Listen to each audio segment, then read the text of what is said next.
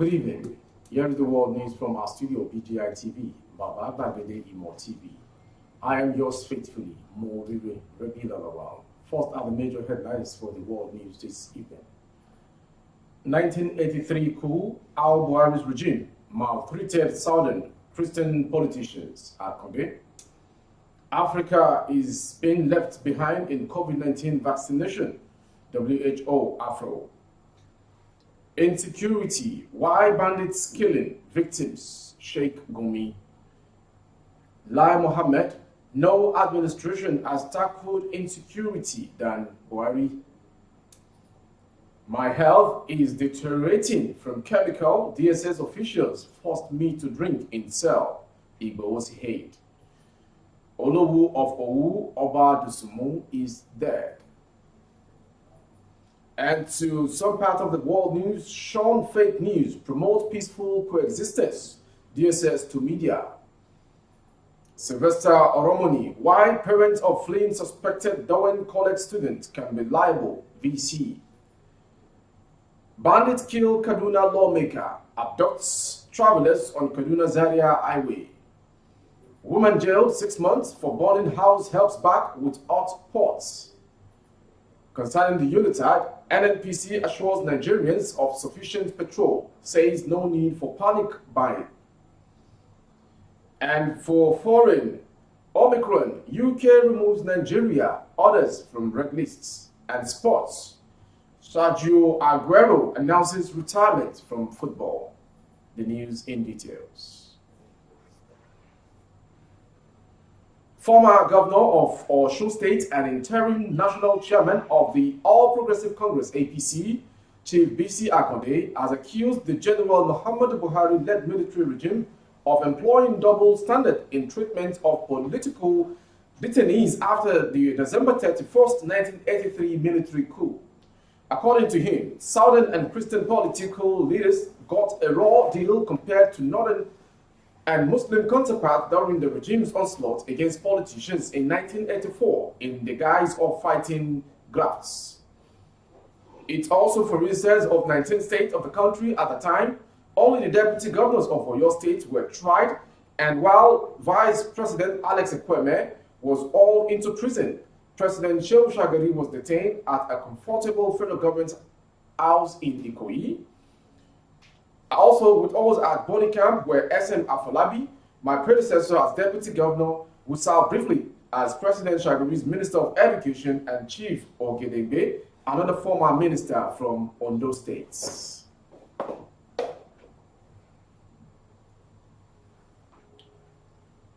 Popular Islamic scholar Sheikh Ahmed Gumi has disclosed that something made bandits start killing their victims.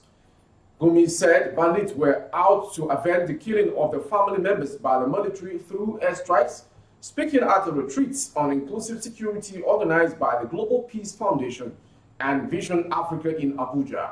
The Kaduna-based Islamic scholar said that the bandits were victims seeking justice. He noted that it was important for the federal government to meet with bandits urgently before they become uncontrollable. Gumi tells Buhari how to end banditry, herdsmen crimes. Gumi, who is a known advocate for bandits, recently vowed to stop meeting with them. The Islamic scholar took the stance following the prescription of bandits by an Abuja federal high court.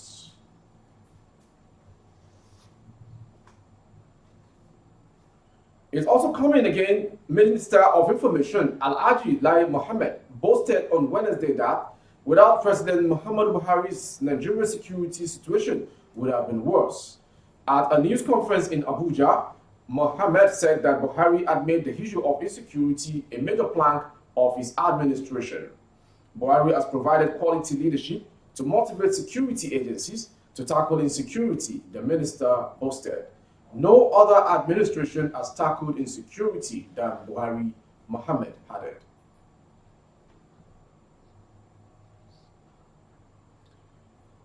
She was arrested with 11 other aides of Igbo and taken to a DSS facility in Abuja before she was released after spending 114 days under inhuman treatment.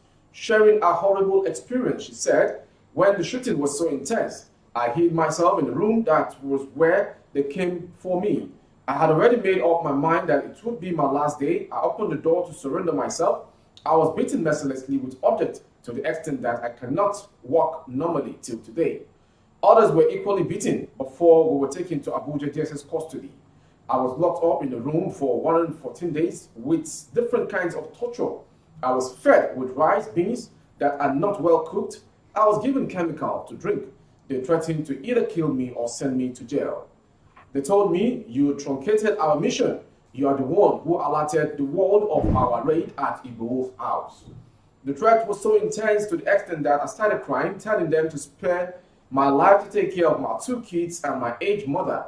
For the people who clamored for our release, only God knows what would have happened to me. Since I was released from the dungeon of the DSS, my health has been deteriorating due to the ill treatment I suffered from the chemical I was forced to drink. Igbo is being persecuted by the Nigerian government for condemning killings by Fulani herdsmen in the southwest and also demanded the creation of Oodua Republic.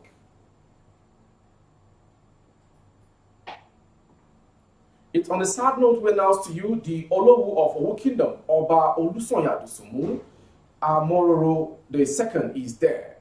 He died on Monday in Abeokuta, the Ogun State capital, after a brief illness.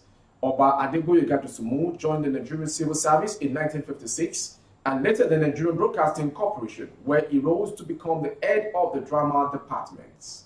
He was the producer of the popular Nigerian television series, The Village Headmaster, that held the record as the longest-running popular television series for over 20 years. Years later, in 2005, he ascended the throne of his forefathers. Meanwhile, Ogun State's Governor, Dapo Abiodun, has expressed shock at the death of the monarch. In a condolence message issued on his behalf on Tuesday by his Chief Press Secretary, Kunle Shomori, in Abeokuta, Governor Abiodun described Oba Dosunmu as a quintessential monarch, a man of peace and a passionate supporter of development. God Almighty grants Kabisi's soul eternal repose, and the people he left behind the fortitude to bear his loss, Governor Abiodun said.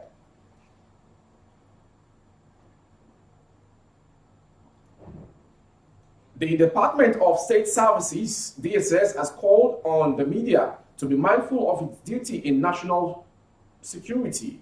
A statement by Peter Afunaya, Public Relations Officer of the DSS, on Tuesday said as influencers, media practitioners should use their platform to pursue peaceful coexistence.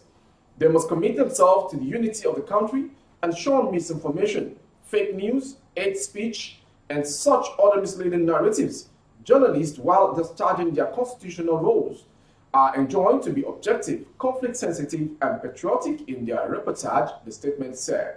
The service also advised citizens and residents to cooperate with security and law enforcement agencies for lasting peace in the country.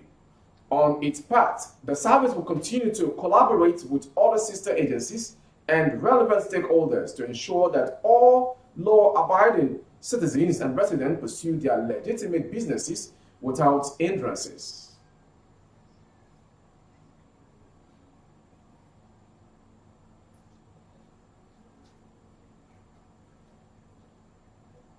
Parents of fleeing students of Dowen College in Lagos, as well as school management, could be held liable over the alleged assault and eventual demise of Sylvester Oromoni, the Vice Chancellor of Kwara State University, Kwasu, Mohammed Akabi, has said. Oromoni Jr. was a 12-year-old junior secondary school student of Dowen College at Lekki area of Lagos State. Police in Lagos had on Tuesday confirmed the arrest of 3 students of Dowen College in connection with the controversial death of the 12-year-old student of the school. The police person in the state, Adekunle Adishebutu, who confirmed the development on Tuesday, however, did not disclose the identities of those students in custody.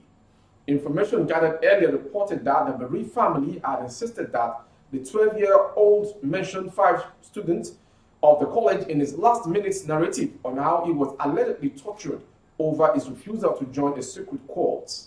The father, Sylvester Oromoni Sr., also said his son confided in him that he was handed a substance to drink. There have been speculations that some parents of the suspected students had flown their children out of Nigeria to evade arrest and possible persecution.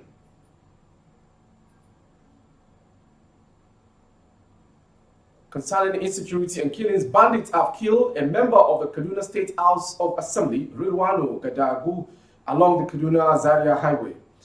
Gadagu, who represented Giwa constituency of the state, was the chairman of the Committee on Local Government and Rural Development in the Assembly. He was reported to have been killed on Monday night by bandits who attacked travelers along the road.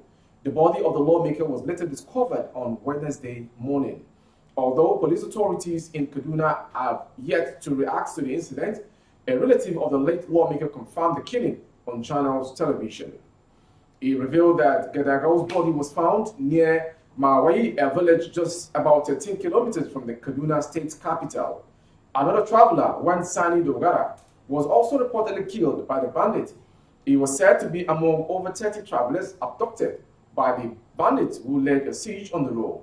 The operation on the highway, according to sources, lasted more than 2 hours. Confirming the incident, the Speaker of the House of Assembly, Yusuf Zailani, described the death of the lawmaker as devastating.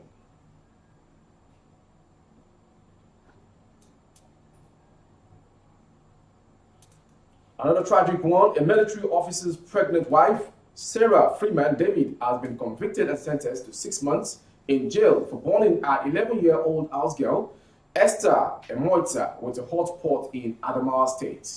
Heavily pregnant Sarah Freeman, believed to be due for delivery soon, was charged with child abuse and causing grievous hurt, contrary to sections 209 and 218 of the Penal Code.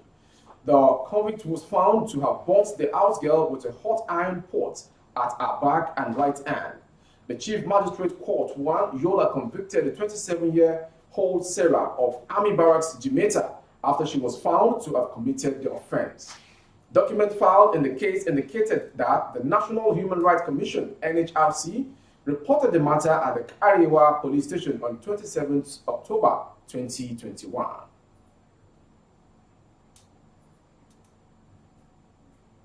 Concerning the UNITAG, the Nigerian National Petroleum Company, NNPC, has advised Nigerians not to engage in panic buying of premium motor spirit (PMS), popularly known as petrol.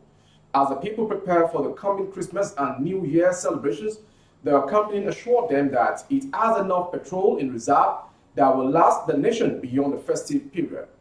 The group general manager, Group Public Affairs Division of the NNPC, Garba Mohammed, gave the assurance in a statement on Tuesday. He thanked Nigerians for their continuous compliance with the company's advisories not to engage in panic buying of petrol. Mohammed revealed that NNPC stock rose from a reserve of 1.7 billion liters of petrol to over 2 billion liters within the last 1 month. Rather than getting apprehensive over the availability of the product, he asked Nigerians to enjoy the spirit of the festive season. The NNPC spokesman stated that the company would continue to work tirelessly to ensure sufficient supply of petrol to every part of the country. Now, foreign.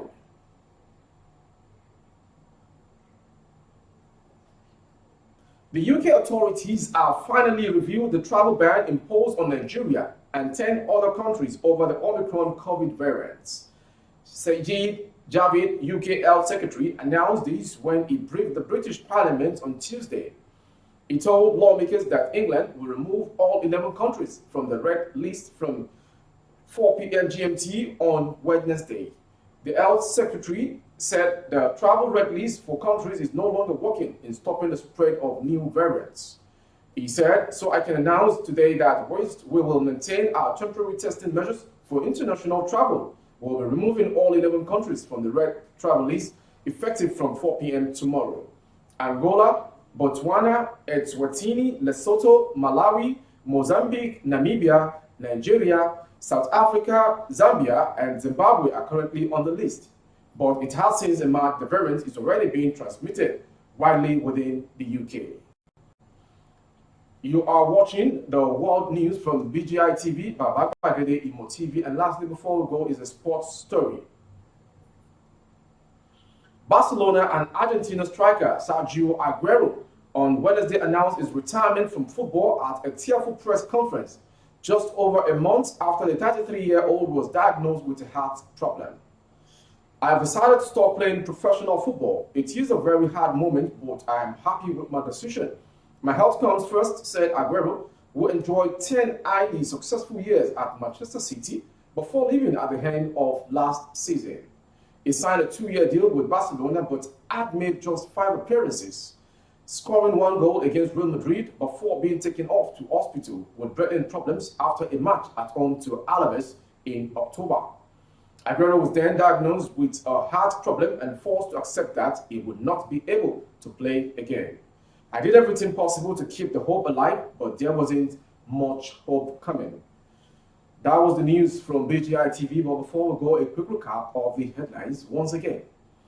1983 coup, Al-Buhari's regime maltreated Southern Christian politicians at Condé. Africa is being left behind in COVID-19 vaccination. Insecurity, why bandits started killing victims, Sheikh Gumi. Lai Mohammed, no administration has tackled insecurity than Buhari. My health is deteriorating from chemical, DSS officials forced me to drink in cell. Igbo's Hague, Lady K. Olowu of Owu, Oba Dosumu, is dead. And more to come on the headlines. Sean fake news, promote peaceful coexistence, DSS to media.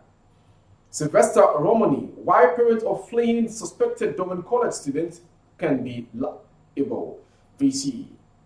Bandit kill Kaduna lawmaker, abduct travelers on Kaduna Zaria highway.